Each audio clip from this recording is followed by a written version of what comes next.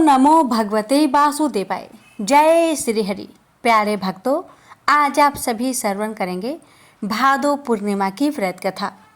द्वापर युग में एक समय की बात है कि यशोदा जी ने श्री कृष्ण से कहा, हे कृष्ण, तुम सारे संसार के उत्पन्न करता, पोषण तथा उनके संहार करता हो। आज कोई ऐसा व्रत मुझसे कहो जिसके करने से मृत्यु लोक में स्त्रियों को विधवा होने का भय ना रहे तथा यह व्रत सभी मनुष्य की मनोकामनाएं पूर्ण करने वाला हो। श्री कृष्ण कहने लगे, हे माता, तुमने अति सुंदर प्रश्न किया है। मैं तुमसे ऐसे ही व्रत को सविस्तार कहता हूँ। सौभाग्य की प्राप्ति के लिए स्त्रियों को 32 पूर्णमासियों का व्रत करना चाहिए। इस व्रत के करने से स्त्रियों को सौभाग्य संपत्ति मिलती है। यह व्रत अचल सौभाग्य देने वाला एवं भगवान शिव के प्रति मनुष्य पात्र की भक्ति को बढ़ाने वाला है। यशोदा जी कहने लगी, हे कृष्ण, सर्वप्रथम इस व्रत को मृत्युलोक में किसने किया था? इसके विषय में विस्तार पूर्वक मुझसे कहो।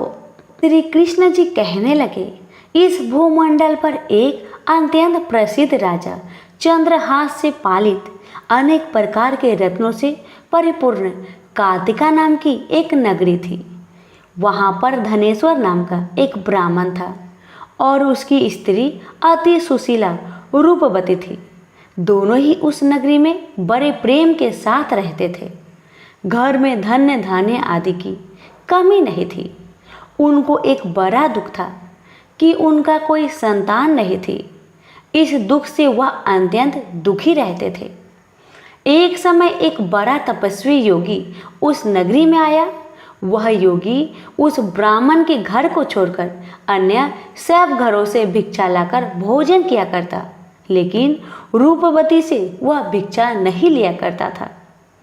उस योगी ने एक दिन रूपवती से भिक्षा ना लेकर किसी अन्य घर से भिक्षा लेकर गंगा किनारे जाकर भिक्षाने को प्रेम पूर्वक खा रहा था कि धनेश्वर ने योगी का यह सब कार्य किसी प्रकार से देख लिया।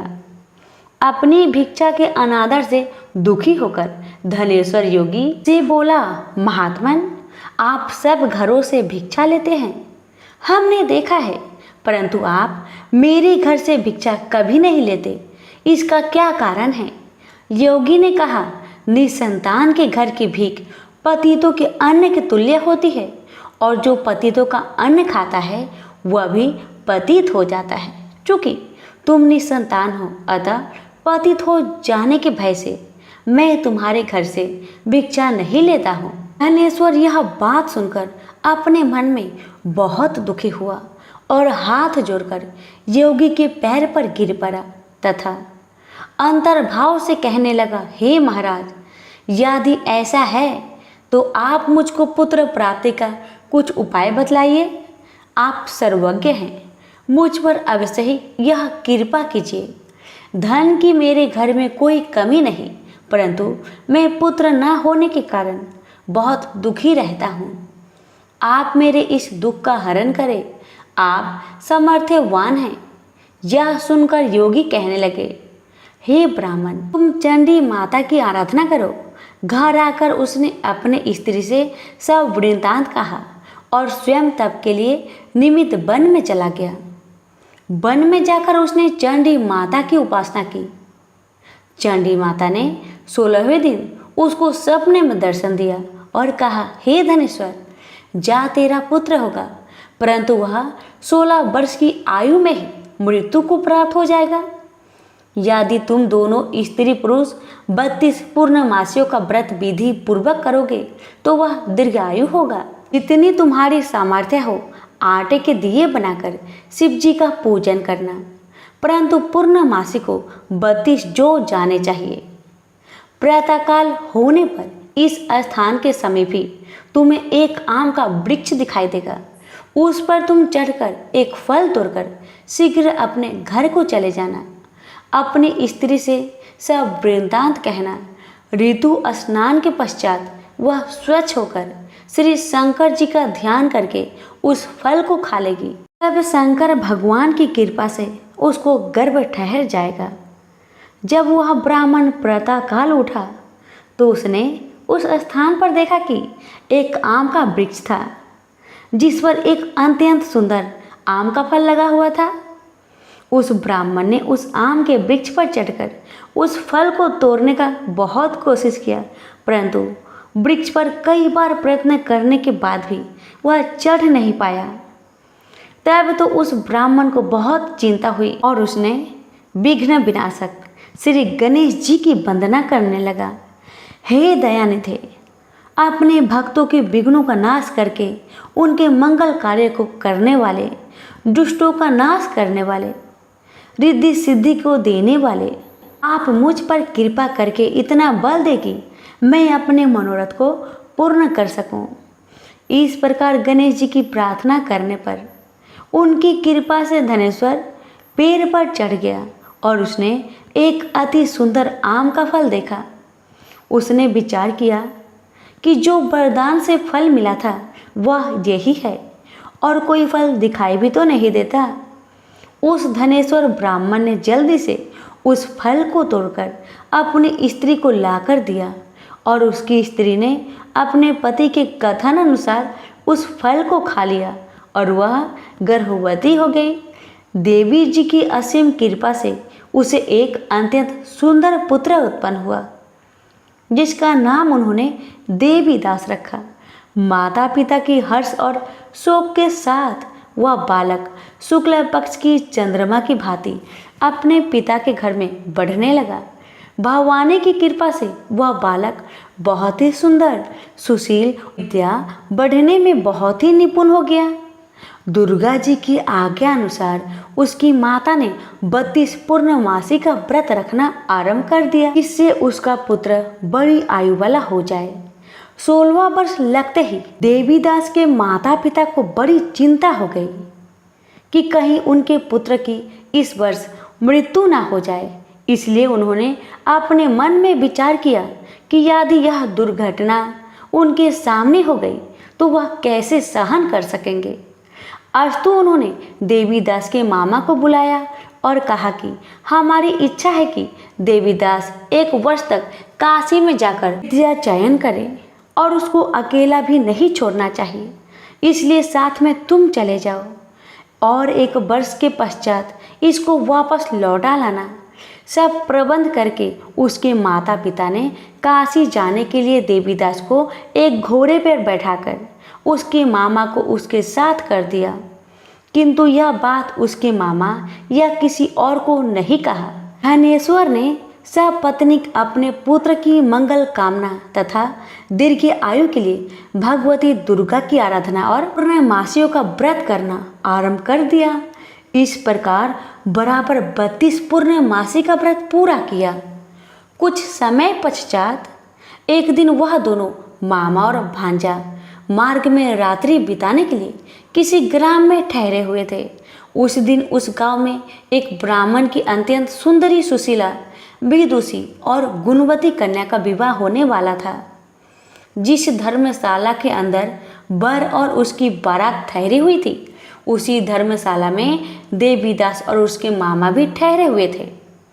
संयोगवश कन्या को तेल आदि चढ़ाकर मंडप आदि का कृत्य किया गया तो लगन के समय वर को धनुर्वात हो गया। अस्तु वर के पिता ने अपने कुटुंबियों से परामर्श करके निश्चय किया कि यह देवीदास मेरे पुत्र जैसा ही सुंदर है, मैं इसके साथ ही लगन करा दूं और बाद में विवाह के अन्य कार्य मेरे लड़के के साथ हो जाएगी। ऐसा सोचकर देवीदास के मामा से जाकर बोला कि तुम थोड़ी देर के लिए अपने भांजे को हमें दे दो, जिससे विवाह के लग्न का सब कृत्य सुचारू रूप से हो सके। तब उसका मामा कहने लगा कि जो कुछ भी मधुर पर्क आदि कन्यादान के समय वर को मिले वह सब हमें दिया जाए तो मेरा भांजा इस बारात का दूल्हा बन जाएगा। यह बात वर के पिता ने स्वीकार कर लेने पर उसने अपना भांजा वर बनने को भेज दिया और उसके साथ सब विवाह कार्य रात्रि में विधि पूर्वक संपन्न हो गया। पत्नी के साथ वह भोजन न कर सका और अपने मन में सोचने लगा कि ना जाने यह किसी स्त्री होगी। वह एकांत में इसी सोच में गर्म निश्वास छोड़ने लगा। तब उसकी आंखों में आंसू भी आ गए। तब वधू ने पूछा कि क्या बात है, आप इतने उदास व दुखी क्यों रह रहे हो? तब उसने सब बातें जो वर के पिता व उसके मामा में हुई थी उसको बता दिया। कन्या कहने लगी कि यह ब्रह्म विवाह के विपरीत हो कैसे सकता है? देव, ब्राह्मण और अग्नि के सामने मैंने आपको ही अपना पति बनाया है, इसलिए आप ही मेरे पति हैं। मैं आपकी ही पत्नी रहूंगी, किसी अन्य की कदापि नहीं। तब देवीदास ने कहा, ऐसा मत करिए, क्योंकि मेरी आयु बहुत थोड़ी है। मेरे पश्चात आपकी क्या गति होगी, इन बातों को अच्छी तरह विचार लो। परंतु वह ढीठ विचार वाली थी। बोली कि जो आपकी गति होगी वह मेरी गति होगी। हे स्वामी, आप उठिए और भोजन करिए, आप निश्चय ही भूखे होंगे। इसके बाद देवीदास और उसकी पत्नी दोनों ने भोजन किया तथा शेष रात्रि वो सोते रहे। प्रातःकाल देवीदास ने अपनी पत्नी को 3 नगों से जड़ी हुई एक अंगूठी दी, एक रुमाल दिया और बोला, हे प्रिय, इसे लो और संकेत समझकर स्थिर चित हो जाओ। मेरा मरण और जीवन जानने के लिए एक पुष्प वाटिका बना लो, उसमें सुगंधित वाली एक नवमल्लिका लगा लो। उसको प्रतिदिन जल से सींचा करो और आनंद के साथ खेलो कूदो तथा उत्सव मनाओ।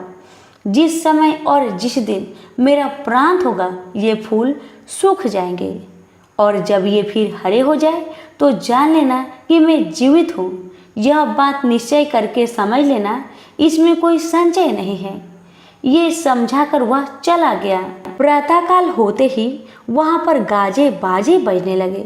जिस समय वह विवाह के कार्य समाप्त करने के लिए वर तथा सब बाराती मंडप में आए तो कन्या ने वर को भली प्रकार से देखकर अपने पिता से कहा, यह मेरा पति नहीं है। मेरा पति वही है जिसके साथ रात्रि में मेरा पानी ग्रहण हुआ था। इसके साथ मेरा विवाह नहीं हुआ है। यदि यह वही है तो बताए कि मैंने इसको क्या दिया। मधुर पर्क और कन्यादान के समय जो मैंने भूषण आदि दिए थे उन्हें दिखाए तथा रात में मैंने क्या गुप्त बातें कही थी वह सब सुनाए। पिता ने उसके कथानुसार वर को बुलाया। कन्या की यह सब बातें सुनकर वह कहने लगा कि मैं कुछ नहीं जानता। इसके पश्चात लज्जित होकर वह अपना सा मुख लेकर चला गया और सारी बारात भी अपमानित होकर वहां से लौट गई। भगवान श्री कृष्ण बोले, हे माता, इस प्रकार देवीदास काशी विद्या अध्ययन के लिए चला गया। जब कुछ समय बीत गया तो काल से प्रेरित होकर एक सर्प रात्रि के समय उसको डसने के लिए वहां पर आया। उस विषधर के प्रभाव से उसके शयन का स्थान चारों ओर से विष की ज्वाला से विषैला हो गया, परंतु व्रत राजा के प्रभाव से उसको काटने ना पाया, क्योंकि पहले ही उसके माता ने 32 पूर्णिमा का व्रत रखा था। इसके बाद मध्या के समय स्वयं काल वहां पर आया और उसके शरीर से उसके प्राण को निकालने का कोशिश करने लगा, जिससे वह मूर्छित होकर पृथ्वी पर गिर पड़ा। भगवान की कृपा से उसी समय पार्वती जी के साथ श्री शंकर जी वहां पर आ गए। उसको मूर्छित दशा में देखकर पार्वती जी ने भगवान शंकर से प्रार्थना की कि हे महाराज, इस बालक की माता ने पहले 32 पूर्णिमा का व्रत किया था, जिसके प्रभाव से हे भगवान आप इसको प्राण दान दीजिए। भगवानी के कहने पर भक्त वत्सल भगवान श्री शिव जी ने उसको प्राण दान दे दिया। इस व्रत के प्रभाव से काल को भी पीछे हटना पड़ा और देवीदास स्वस्थ होकर बैठ गया। उधर उसकी स्त्री उसके काल की प्रतीक्षा किया करती थी। जब उसने देखा कि उस पुष्प वाटिका में पत्र पुष्प कुछ भी नहीं रहे तो उसको अत्यंत आश्चर्य हुआ, और जब वह वैसे ही हरी भरी हो गई तो वह जान गई कि उसका पति जीवित हो गए हैं। यह देखकर वह बहुत प्रसन्न मन से अपने पिता से कहने लगी कि हे पिताजी, मेरा पति जीवित है, आप उनको ढूंढिए। जब 16वां वर्ष व्यतीत हो गया तो देवीदास भी अपने मामा के साथ काशी की ओर चल दिया। इधर उसे ससुर उसको ढूंढने के लिए अपने घर से जाने वाले ही थे कि वह दोनों मामा भांजा वहां पर आ गए। उसको आया देखकर उसका ससुर बड़ी प्रसन्नता के साथ अपने घर में ले आया। उस समय नगर के निवासी भी वहां इकट्ठा हो गए और सबने निश्चय किया कि अवश्य ही इसी बालक के साथ इस कन्या का विवाह हुआ था। उस बालक को जब कन्या ने देखा तो पहचान लिया और कहा, हाँ, ये वही है जो संकेत करके गया था। तदुपरांत सभी कहने लगे कि भला हुआ जो यह आ गया, और सब नगर वासियों ने आनंद मनाया। कुछ दिन बाद देवीदास अपनी पत्नी और मामा के साथ अपने ससुर के घर से बहुत सा उपहार लेकर अपने घर के लिए प्रस्थान किया। जब वह अपने गांव के निकट आ गया तो कई लोगों ने उसको देखकर उसके माता पिता को पहले ही जाकर खबर दे दी कि तुम्हारा पुत्र देवीदास अपनी पत्नी और मामा के सहित घर पधार रहा है। ऐसा समाचार सुनकर पहले तो उन्हें विश्वास ही नहीं हुआ, किंतु जब और लोगों ने भी आकर उनको यह बात का समर्थन किया तो उनका बड़ा आश्चर्य हुआ। लेकिन थोड़ी देर में देवीदास ने आकर अपने माता पिता के चरणों में अपना सिर रखकर प्रणाम किया और उसकी पत्नी ने अपने सास ससुर के चरण को स्पर्श किया तो माता पिता ने अपने पुत्र और पुत्र वधू को अपने हृदय से लगा लिया और दोनों की आंखों में प्रेम अश्रु बह चले। अपने पुत्र और पुत्र वधू के आने की खुशी में धनेश्वर ने बड़ा भारी उत्सव किया और ब्राह्मण को भी बहुत सी दान दक्षिणा देकर प्रसन्न किया। श्री कृष्ण जी कहने लगे, इस प्रकार धनेश्वर 32 पूर्णिमाओं के व्रत के प्रभाव से पुत्रवान हो गया। जो भी स्त्रियां इस व्रत को करती है वे जन्म जन्मांतर में वैधव का दुख नहीं भोगती और सदैव भाग्यशाली रहती है। यह मेरा वचन है, इसमें कोई संदेह नहीं मानना। यह व्रत पुत्र पौत्रों को देने वाला तथा संपूर्ण मनोकामनाओं को पूर्ण करने वाला है। 32 पूर्णिमाओं के व्रत करने से व्रती की सब इच्छाएं भगवान शिव जी की कृपा से पूर्ण हो जाती है। सभी प्रेम से बोलो, शिव शंकर भोलेनाथ की जय। हर हर महादेव, माता पार्वती की जय। गंगा माता की व्रत कथा। भारत में नदियों को हमेशा माँ का दर्जा दिया गया है। सभी नदियों में गंगा की खास महिमा है। कहा जाता है कि गंगा स्नान मात्रा से सारे पाप धुल जाते हैं। गंगा नदी अपने विशेष जल और इसके विशेष गुण के कारण मूल्यवान मानी जाती है। इसका जल अपनी शुद्धता और पवित्रता को लंबे समय तक बनाए रखता है। माना जाता है कि गंगा का जन्म भगवान विष्णु के पैरों से हुआ था। साथ ही यह शिव जी की जटाओं में निवास करती है। गंगा स्नान, पूजन और दर्शन करने से पापों का नाश होता है, व्याधियों से मुक्ति मिलती है। जो तीर्थ गंगा किनारे बसे हुए हैं वे अन्य की तुलना में ज्यादा पवित्र माने जाते हैं। अब आइए प्रेम से रसपान करें माता गंगा की कथा को। ऋषि विश्वामित्र ने इस प्रकार कथा सुनाना आरंभ किया। पर्वतराज हिमालय की अत्यंत रूपवती, लावण्यमयी एवं सर्वगुण संपन्न 2 कन्याएं थी। सुमेरु पर्वत की पुत्री मैना इन कन्याओं की माता थी। हिमालय की बड़ी पुत्री का नाम गंगा तथा छोटी पुत्री का नाम उमा था। गंगा अत्यंत प्रभावशाली और असाधारण देवी गुणों से संपन्न थी। वह किसी बंधन को स्वीकार न कर मनमाने मार्गों का अनुसरण करती थी। उसकी इस असाधारण प्रतिभा से प्रभावित होकर देवता लोग विश्व के कल्याण की दृष्टि से उसे हिमालय से मांग कर ले गए। पर्वतराज की दूसरी कन्या उमा बड़ी तपस्विनी थी। उसने कठोर एवं असाधारण तपस्या करके महादेव जी को वर के रूप में प्राप्त किया। विश्वामित्र के इतना कहने पर राम ने कहा, हे भगवान, जब गंगा को देवता लोग सूर्यलोक ले गए तो वह पृथ्वी पर कैसे अवतरित हुई और गंगा को त्रिपथा क्यों कहते हैं?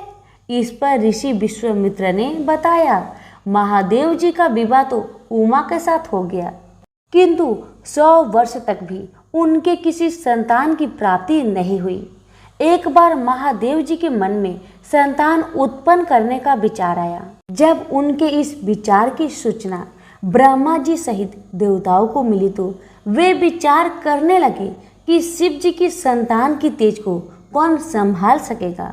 उन्होंने अपनी इस शंका को भगवान शिव जी के सम्मुख प्रस्तुत किया। उनके कहने पर अग्नि ने यह भार ग्रहण किया और परिमाण स्वरूप अग्नि के समान महान तेजस्वी स्वामी कार्तिकेय का जन्म हुआ। देवताओं के इस षड्यंत्र से उमा के संतान होने में बाधा पड़ी तो उन्होंने क्रोध होकर देवताओं को श्राप दे दिया कि भविष्य में वे कभी पिता नहीं बन सकेंगे। इस बीच सूर्यलोक में विचरण करती हुई गंगा से उमा की भेंट हुई। गंगा ने उमा से कहा कि मुझे सूर्यलोक में विचरण करते हुए बहुत दिन हो गए हैं। मेरी इच्छा है कि मैं अपनी मातृभूमि पृथ्वी पर विचरण करूं। उमा ने गंगा आश्वासन दिया कि वो इसके लिए कोई प्रबंध करने का प्रयत्न करेगी। वत्सराम, तुम्हारी ही अयोध्यापुरी में सागर नाम के एक राजा थे। उनके कोई पुत्र नहीं था। सागर की पटरानी कोसनी विदर्भ प्रांत के राजा की पुत्री थी। कोसनी सुंदर, धर्मात्मा और सत्यपरायण थी। सागर की दूसरी रानी का नाम सुमति थी, जो राजा अरिष्टनेमि की कन्या थी। दोनों रानियों को लेकर महाराज सागर हिमालय के भृगुप्रस्वन नामक प्रांत में जाकर पुत्र प्राप्ति के लिए तपस्या करने लगे। उनकी तपस्या से प्रसन्न होकर महर्षि भृगु ने उन्हें वर दिया कि तुम्हें बहुत से पुत्रों की प्राप्ति होगी। दोनों रानियों में से एक का केवल एक ही पुत्र होगा, जो कि वंश को आगे बढ़ाएगा। दूसरी के 60,000 पुत्र होंगे। कौन सी रानी कितने पुत्र चाहती है, इसका निर्णय वे स्वयं आपस में मिलकर कर ले। केसनी ने वंश को बढ़ाने वाले एक पुत्र की कामना की और गरुड़ की बहन सुमति ने 60,000 बलवान पुत्रों की। उचित समय पर रानी कोसनी ने असमंजस नामक पुत्र को जन्म दिया। रानी सुमति के गर्भ से एक तुम्बा निकला, जिससे फोड़ने पर छोटे छोटे 60,000 पुत्र निकले। उन सब का पालन पोषण घी के घरों में रखकर किया गया। काल चक्र बीतता गया और सभी राजकुमार युवा हो गए। सागर का ज्येष्ठ पुत्र असमंजस बड़ा दुराचारी था। उसे नगर के बालकों को सरयू नदी में फेंककर उन्हें डूबते हुए देखने में बड़ा आनंद आता था। इस दुराचारी पुत्र से दुखी होकर सागर ने उसे अपने राज्य से निर्वासित कर दिया। असमंजस के अंशुमान नाम का एक पुत्र था। अंशुमान अत्यंत सदाचारी और पराक्रमी था। एक दिन राजा सागर के मन में अश्वमेध यज्ञ करवाने का विचार आया। शीघ्र ही उन्होंने अपने इस विचार को कार्य रूप में परिणित कर लिया। राम ने ऋषि विश्वामित्र से कहा, गुरुदेव, मेरी रुचि अपने पूर्वज सागर की यज्ञ गाथा को विस्तार पूर्वक सुनने में है, अतः कृपा करके इस वृत्तांत को पूरा सुनाइए। राम के इस तरह कहने पर ऋषि विश्वामित्र परेशान होकर कहने लगे, राजा सागर ने हिमालय एवं विंध्याचल के बीच की हरी भरी भूमि पर एक विशाल यज्ञ मंडप का निर्माण करवाया। फिर अश्वमेध यज्ञ के लिए श्यामकर ने घोड़ा छोड़ दिया। फिर उसकी रक्षा के लिए पराक्रमी अंशुमान को सेना के साथ उसके पीछे भेज दिया। यज्ञ की संभावित सफलता के परिमाण की आकांक्षा से भयभीत होकर इंद्र ने एक राक्षस का रूप धारण करके उसके उस घोड़े को चुरा लिया। घोड़े की चोरी की सूचना पाकर सागर ने अपने 60,000 पुत्रों को आदेश दिया कि घोड़ा चुराने वाले को पकड़कर या मारकर घोड़ा वापस लाओ। पूरी पृथ्वी में खोजने पर भी जब घोड़ा नहीं मिला तो इस आशंका से कि किसी ने घोड़े को तय खाने में न छुपा रखा हो, सागर के पुत्रों ने संपूर्ण पृथ्वी को खोदना आरंभ कर दिया। उनके इस कार्य से असंख्य भूमितल निवासी प्राणी मारे गए। खोदते खोदते वे पाताल तक जा पहुँचे। उनके इस नृशंस कृत्य की देवताओं ने ब्रह्मा जी से शिकायत की। तो ब्रह्मा जी ने कहा कि ये राजकुमार क्रोध एवं मद में अंधे होकर ऐसा कर रहे हैं। पृथ्वी की रक्षा कर दायित्व कपिल पर है, इसलिए वे इस विषय में कुछ न कुछ अवश्य करेंगे। पूरी पृथ्वी को खोदने के बाद जब घोड़ा और उसको चुराने वाला चोर नहीं मिला तो निराश होकर राजकुमारों ने इसकी सूचना अपने पिता को दे दी। रुष्ट होकर सागर ने आदेश दिया कि घोड़े को पाताल में जाकर ढूंढो। पाताल में घोड़े को खोजते खोजते वे सनातन वासुदेव कपिल आश्रम में पहुंच गए। उन्होंने देखा कपिल देव आंखें बंद किए बैठे हैं और उन्हीं के पास यज्ञ का वह घोड़ा बंधा हुआ है। उन्होंने कपिल मुनि को घोड़े का चोर समझकर उनके लिए अनेक दुर्वचन कहे और उन्हें मारने के लिए दौड़े। सागर के इन कुकृत्यों से कपिल मुनि की समाधि भंग हो गई। उन्होंने क्रोध होकर सागर के उन सब पुत्रों को भस्म कर दिया। जब महाराज सागर को बहुत दिनों तक अपने पुत्र की सूचना नहीं मिली तो उन्होंने अपने तेजस्वी पौत्र अंशुमान को अपने पुत्रों के साथ घोड़े का पता लगाने के लिए आदेश दिया। वीर अंशुमान शस्त्र शास्त्रों से सुसज्जित होकर उसी मार्ग से पाताल की ओर चल पड़ा जिसे उसके चाचाओं ने बनाया था। मार्ग में जो भी पूजनीय ऋषि मुनि मिले उनका यथोचित सम्मान करके अपने लक्ष्य के विषय में पूछता हुआ उस स्थान तक पहुंच गया जहां पर उसके चाचाओं के भस्मीभूत शरीर की राख पड़ी थी और पास ही यज्ञ का घोड़ा चर रहा था। अपने चाचाओं के भस्मीभूत शरीर को देखकर उसे बहुत दुख हुआ। उसने उनका तर्पण करने के लिए जलाशय की खोज की किंतु उसे कहीं जलाशय नहीं दिखाई पड़ा। तभी उनकी दृष्टि अपने चाचाओं के मामा गरुड़ पर पड़ी। उन्हें सादर प्रणाम करके अंशुमान ने पूछा कि बाबा जी, मैं इनका तर्पण करना चाहता हूँ। पास में यदि कोई सरोवर हो तो कृपा करके उसका पता बताइए। यदि आप इनकी मृत्यु के विषय में कुछ जानते हैं तो वह भी मुझे बतलाने की कृपा करें। गरुड़ जी ने बताया कि किस प्रकार उसके चाचाओं ने कपिल मुनि के साथ उद्दंड व्यवहार किया था, जिसके कारण कपिल मुनि ने उन सबको भस्म कर दिया। इसके पश्चात गरुड़ जी ने अंशुमान से कहा कि ये सब अलौकिक शक्ति वाले दिव्य पुरुष के द्वारा भस्म किए गए हैं, अतः लौकिक जल से तर्पण करने से इनका उद्धार नहीं होगा। केवल हिमालय की ज्येष्ठ पुत्री गंगा के जल से ही तर्पण करने पर इनका उद्धार संभव है। अब तुम घोड़े को लेकर वापस चले जाओ जिससे कि तुम्हारे पितामह का यज्ञ पूर्ण हो सके। गरुड़ जी की आज्ञा अनुसार अंशुमान वापस अयोध्या पहुंच गए और अपने पितामह को सारा वृत्तांत सुनाया। महाराज सागर ने दुखी मन से यज्ञ पूरा किया। वे अपने पुत्रों के उद्धार करने के लिए गंगा को पृथ्वी पर लाना चाहते थे, पर ऐसा करने के लिए उन्हें कोई युक्ति नहीं सूझी। थोड़ा रुककर ऋषि विश्वामित्र ने कहा, महाराज सागर के देहांत के पश्चात अंशुमान बड़ी न्याय प्रियता के साथ शासन करने लगे। अंशुमान के परम प्रतापी पुत्र दिलीप हुए। दिलीप के वयस्क हो जाने पर अंशुमान दिलीप को राज्य का भार सौंपकर हिमालय की कंदराओं में जाकर गंगा को प्रसन्न करने के लिए तपस्या करने लगे, किंतु उन्हें सफलता प्राप्त नहीं हो पाई और उनका स्वर्गवास हो गया। इधर जब राजा दिलीप का धर्मनिष्ठ पुत्र भगीरथ बड़ा हुआ तो उसे राज्य का भार सौंपकर दिलीप ही गंगा को पृथ्वी पर लाने के लिए तपस्या करने चले गए, पर उन्हें भी मनोवांछित फल नहीं मिला। भगीरथ बड़े प्रजावत्सल नरेश थे, किंतु उनकी कोई संतान नहीं हुई। इस पर वे अपने राज्य का भार मंत्रियों को सौंपकर स्वयं गंगा अवतरण के लिए गोकर्ण नामक तीर्थ में जाकर कठोर तपस्या करने लगे। उनकी अभूतपूर्व तपस्या से प्रसन्न होकर ब्रह्मा जी ने उन्हें वर मांगने के लिए कहा। भगीरथ ने ब्रह्मा जी से कहा कि हे प्रभु, यदि आप मुझ पर प्रसन्न हैं तो मुझे यह वर दीजिए कि सागर के पुत्र को मेरे प्रयत्नों से गंगा का जल प्राप्त हो जाए। जिससे उनका उद्धार हो सके। इसके अवतरित मुझे संतान प्राप्ति का भी वर दीजिए, ताकि इक्ष्वाकु वंश नष्ट ना हो सके।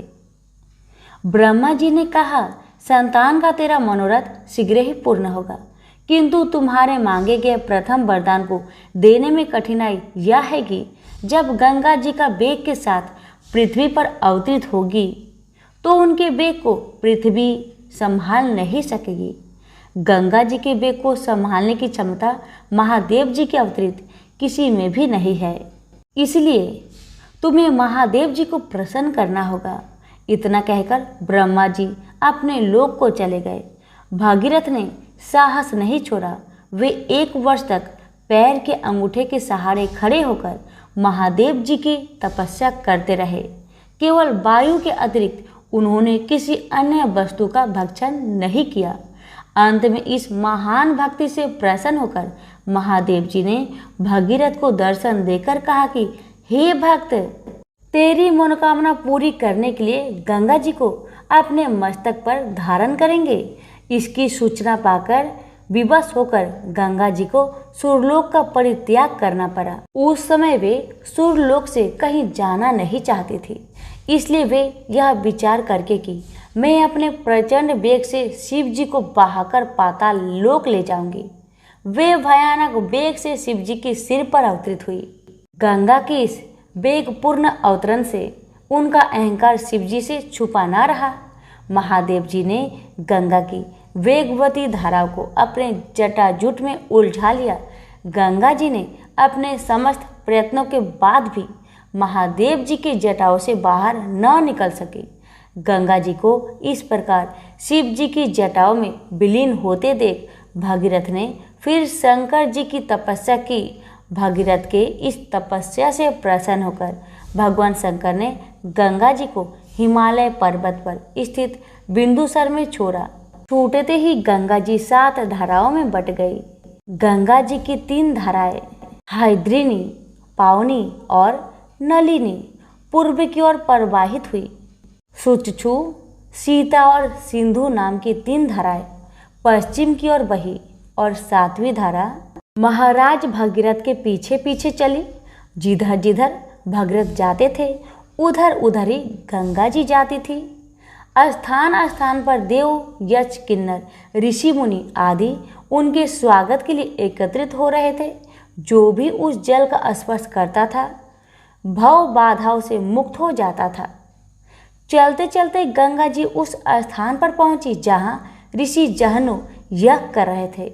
गंगा जी ने अपने वेग से उनकी यज्ञशाला को संपूर्ण सामग्री के साथ बहाकर ले जाने लगी। इससे ऋषि को बहुत क्रोध आया और उन्होंने क्रोध होकर गंगा का सारा जल पी लिया। यह देखकर समस्त ऋषि मुनियों को बड़ा विस्मय हुआ और वे गंगा जी को मुक्त करने के लिए उनकी स्तुति करने लगे। उनकी स्तुति से प्रसन्न होकर जहन्नु ऋषि ने गंगा जी को अपने कानों से निकाल दिया और उन्हें अपनी पुत्री के रूप में स्वीकार कर लिया। तब से गंगा जाह्नवी कहलाने लगी। इसके पश्चात वे भगीरथ के पीछे पीछे चलते समुद्र तक पहुंच गई और वहां से सागर के पुत्रों का उद्धार करने के लिए रसातल में चली गई। उनके जल के स्पर्श से भस्मीभूत हुए सागर के पुत्र निष्पाप होकर स्वर्ग को चले गए। उस दिन से गंगा के 3 नाम हुए, त्रिपथ गंगा, जाह्नवी और भागीरथी। तो प्रेम से बोलिए गंगा मैया की जय। आजामिल एक सदाचारी ब्राह्मण था। वह कन्याकुब्ज प्रदेश में रहता था। प्रारंभिक जीवन वह बहुत ही सदाचारी तथा ब्राह्मणोचित कर्म करने वाला था। दुर्योग से एक बार वह किसी दासी के प्रेम में पड़ गया और उसे अपनी पत्नी बनाकर रहने लगा। उसकी कुसंगति के कारण उसके विचार दूषित हो गए और दुष्कर्मों से वह अपनी जीविका चलाने लगा। वह लूटपाट तथा हत्या जैसे बुरे कर्मों में हमेशा लगा रहता था। दासी से इसके 10 पुत्र थे। उनमें से सबसे छोटे पुत्र से उसे बड़ा मोह था। उसका नाम उसने नारायण रखा था। अक्सर वह उसे हमेशा नारायण नारायण कहकर पुकारता था। उसके अन्य बेटा उसकी कोई परवाह नहीं करते थे तथा वे भी उसी की तरह दुष्ट कर्मों में लगे रहते थे। पत्नी भी नीच संस्कारों की थी, अतः वो भी कभी आजमील को मना नहीं करती थी कि बुरे और निंदित कर्म मत करो। अच्छे और भले कर्मों से जो उपार्जित करोगे उसी में रूखा सूखा खाकर जैसा भी होगा हम अपना तथा अपने परिवार का भरण पोषण करेंगे। पत्नी तथा अन्य संतानों की तरफ से निंदित कर्मों का बढ़ावा देने के कारण अजामिल और भी बुरे कर्मों में लगा रहा। चोरी, झूठ, लूटपाट तथा हत्या जैसे जघन्य कर्मों के साथ वह मद्यपान भी अधिक करने लगा, जिससे उसका स्वास्थ्य भी खराब हो गया। एक बार वह बहुत बीमार पड़ा। उसकी सेवा के लिए कोई भी न आता था। अब उसे पता लगा कि जिनके भरण पोषण के लिए वह निंदित कर्म करता रहा, वही लोग अब उसे पूछते तक नहीं।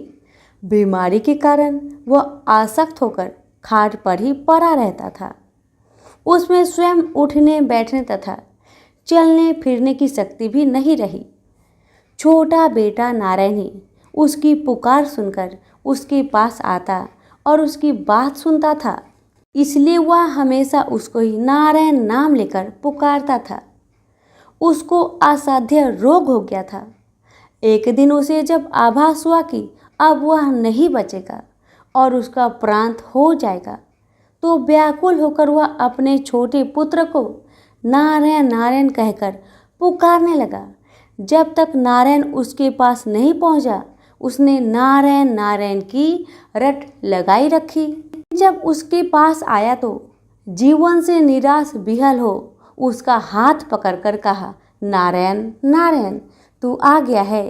इतना कहते ही उसका प्रांत हो गया। शरीरांत होने पर उसके जीव को लेने के लिए यमदूत आ पहुंचे और वे अजामिल के जीवन को लेकर यमलोक चले जाए।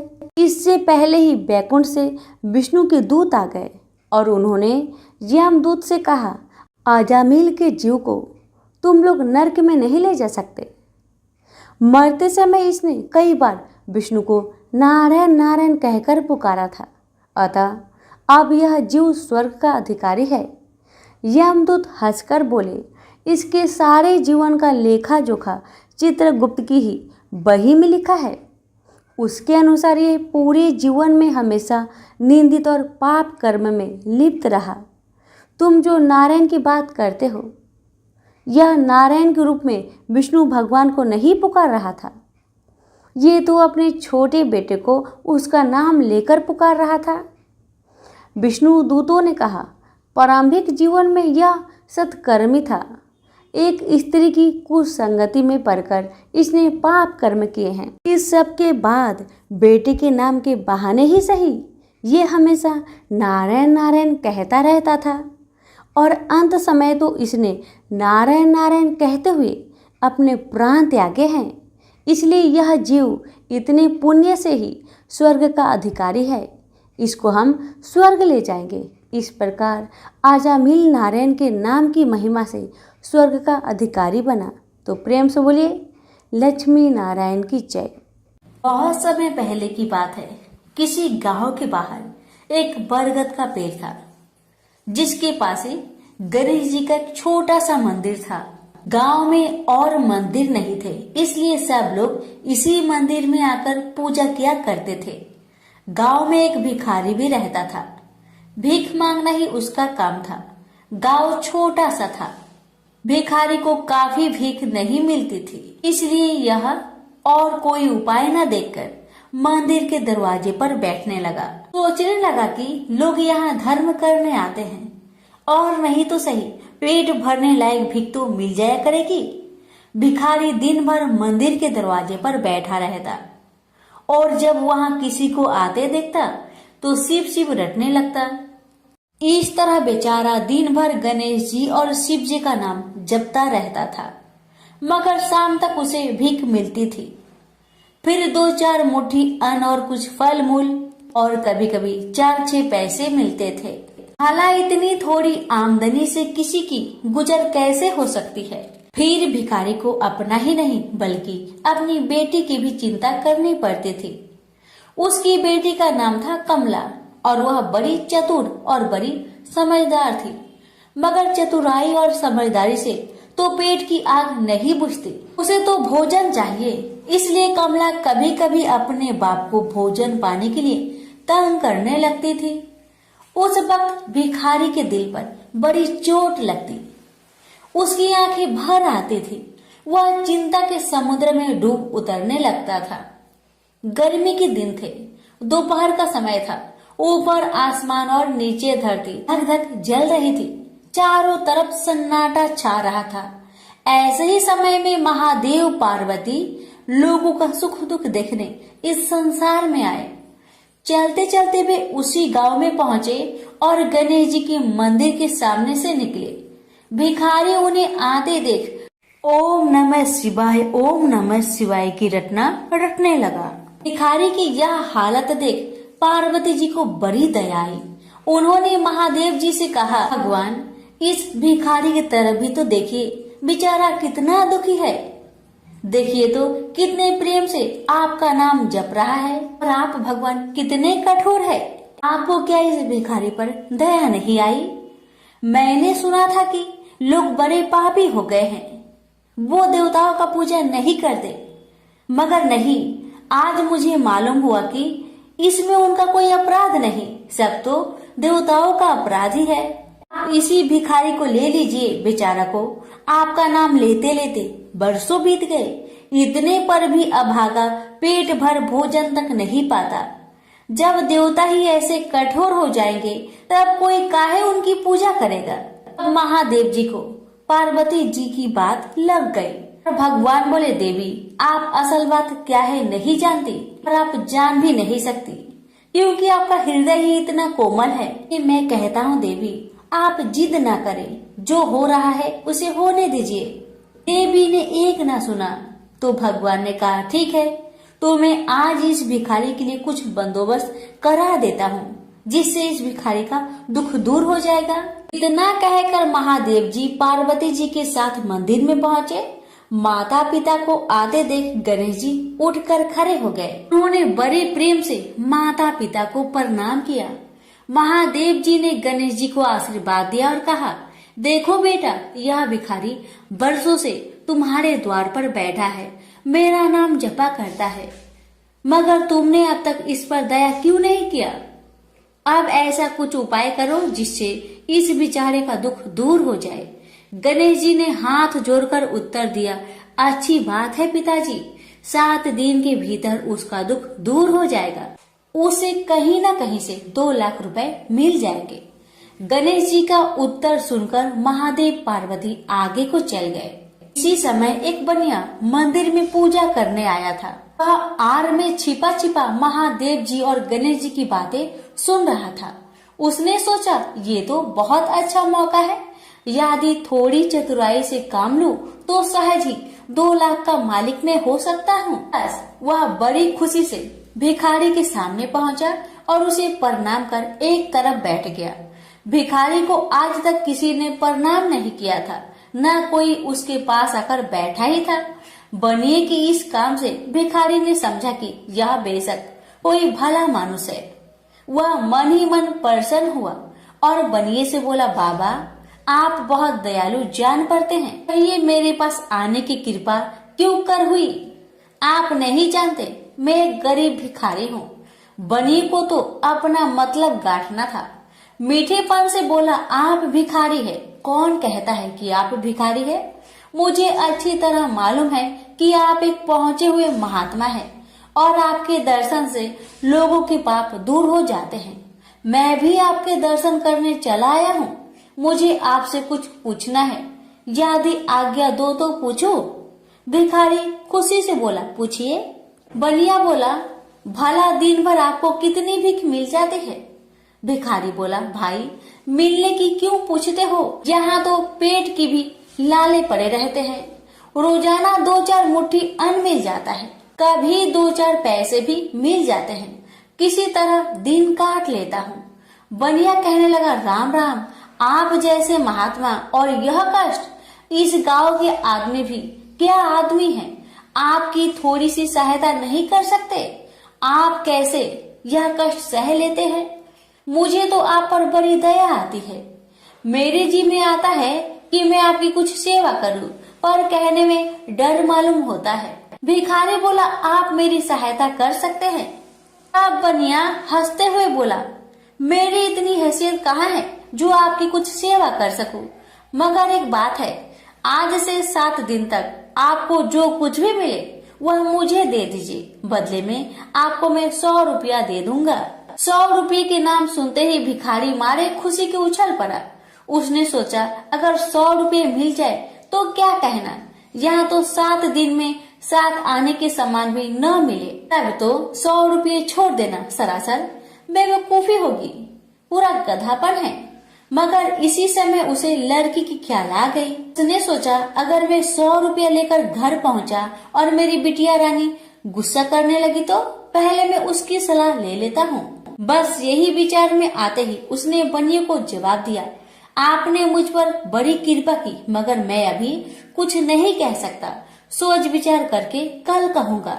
जब बनिया चला गया तब भिखारी ने अपनी बिटिया को बुलाया और उससे सब हाल कह सुनाया। चतुर बिटिया कमला ने फौरन समझ गई कि इसमें जरूर कोई बनिए की शैतानी है। उसने पिता से कहा, बनिया बिना फायदे के क्यों 100 रुपये देने चला? खैर कोई बात नहीं पिताजी, मैं कल उस बनिए से बातें तय कर लूंगी, मगर आप बीच में कुछ ना बोलना। उधर बनिए का बुरा हाल था। रात भर उसके पेट में चूहे उछलते रहे। बड़ी मुश्किल से सवेरा हुआ, बनिए की जान में जान आई। वह हाथ मुंह धोते ही भिखारी के पास आ पहुंचा और छुटते ही बोला, क्या विचार किया आपने? कमला भी बनिए से निपटने को तैयार बैठी थी। बनिए की बात सुनते ही उसने जवाब दिया, सेठ जी, हम लोगों ने विचार किया, भला 100 रुपये में क्या होता है, इतना सस्ता सौदा होना मुश्किल है, माफ कीजिए।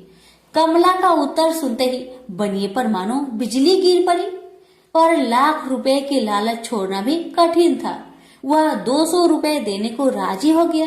अब तो कमला का संदेह और भी पक्की हो गया। वह समझ गई कि बनिया जरूर किसी भारी लाभ के लिए ही इतने रुपए देना चाहता है। उसने जवाब दिया, सेठ जी, इतना सस्ता सौदा और कहीं होता होगा?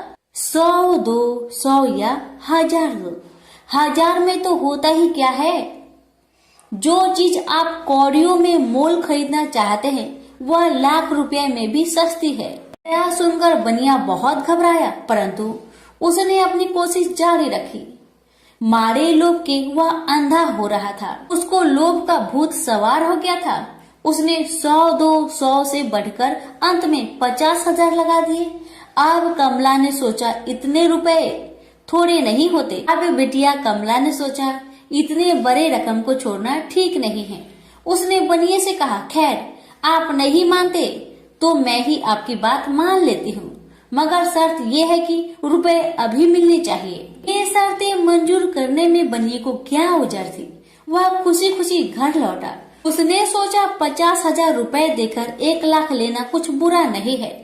2 लाख न सही 1.5 लाख मालिक तो बन ही जाऊंगा। आहा, मेरी तकदीर भी कितनी चोखी है। 7 ही दिन में 50,000 का लाभ हो गया। उसने घर आते ही भिखारी के पास 50,000 रुपए भेज दिए। अब बनिया हर रोज भिखारी के पास आता और उसकी दिन भर की भीख घर ले आता। इस तरह 6 दिन बीत गए। अब तो बनिए को बड़ी फिक्र हुई। 7वें दिन वह फिर गणेश जी के मंदिर में पहुंचा। उसने देखा कि आज फिर महादेव पार्वती मंदिर में पधारे हैं। बस वह दीवार से कान सटा उनकी बातें सुनने लगा। मगर यह क्या, उसका कान दीवार में चिपक गया। उसने कान छुड़ाने की बहुत कोशिश की, पर कान टस मस न हुआ। तब वह दाहिने हाथ की सहायता से कान छुड़ाने लगा। इतने में हाथ भी दीवार में चिपक गया। इधर महादेव जी ने गणेश जी से पूछा, बेटा इस भिखारी के लिए कुछ इंतजाम हुआ है? गणेश जी बोले, जी हाँ, उसे 50,000 रुपए तो दिलवा दिए हैं, बाकी के लिए बनिए को दीवार से चिपका कर रखा है। यह बनिया बड़ा लोभी कंजूस है। इसने गरीबों से एक एक के 4-4 वसूल कर अपना घर बनाया है। रुपए वसूल करने में इसने गरीबी पर दया नहीं की। उनके बच्चे भूखे मरते रहे, पर इसने चौगुने रुपए वसूल करके भी संतोष नहीं किया। इस तरह इसने 1 लाख रुपए से अपनी तिजोरी भर ली है। गरीबों के माल से यह सुख नहीं उठा सकता। अब जब तक यह भिखारी को बाकी 50,000 रुपए न देगा, तब तक दीवार से चिपका रहेगा। गणेश जी की बातें सुनकर बनिए ने अपना माथा को पीट लिया। इसकी आंखें में आंसू बरसने लगे। जब उसने घर से 50,000 रुपए मंगवाया और भिखारी को दे दिए, तब कहीं दीवार से उसका पीछा छूटा। से बोलिए गणेश भगवान की जय, उमापति शंकर भगवान की जय।